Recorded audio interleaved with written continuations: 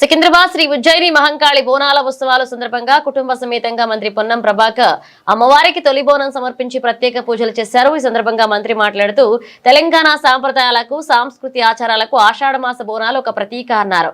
బోనాల ఉత్సవాల సందర్భంగా శ్రీ ఉజ్జయిని అమ్మవారికి తెలంగాణ రాష్ట్ర ప్రభుత్వం పక్షాన బంగారు బోన పట్టు వస్త్రాలు సమర్పించడం జరిగిందన్నారు। అమ్మవారిని ప్రభుత్వ పక్షాన వేడుకుంటున్నామని, రాష్ట్రంలో సమృద్ధిగా వర్షాలతో పాడు పంటలు, ప్రజలంతా ఆయురారోగ్యాలతో సుఖ సంతోషాలతో ఉండాలని, ఎవరి వృత్తుల్లో వారు విజయం సాధించాలని, తెలంగాణ రాష్ట్ర ప్రభుత్వం అమలు చేస్తున్న సంక్షేమ పథకాలు, అభివృద్ధి కార్యక్రమాలకు ఎలాంటి అవరోధాలు లేకుండా చూడాలని, ఆ అమ్మవారి కరుణా కటాక్షాలు ఉండాలని ప్రార్థించినట్లుగా తెలిపారు।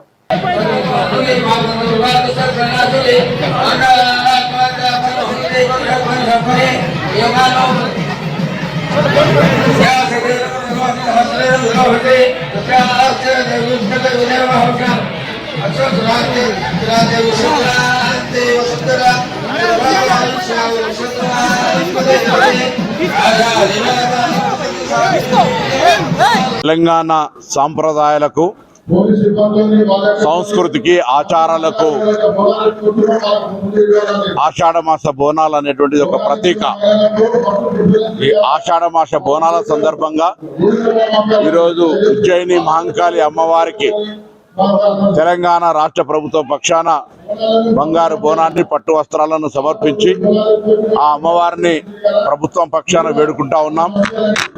భవిష్యత్తులో సమృద్ధి వర్షాలతోటి, పాడి పంటలతోటి, ఆయురారోగ్యాలతోటి అందరూ కూడా సుఖ సంతోషంగా ఉండి ఎవరి వృత్తుల్లో వారు విజయాన్ని సాధించాలని, తెలంగాణ రాష్ట్ర అభివృద్ధికి సంబంధించి ప్రతి వ్యక్తి అభివృద్ధి ముఖ్యం కాబట్టి అందరికీ ఎటువంటి ఆటంకాలు లేకుండా ఆ అమ్మవారి కరుణ కటాక్షాలు కృప ఉండాలని అమ్మవారిని ప్రార్థిస్తా ఉన్నాం।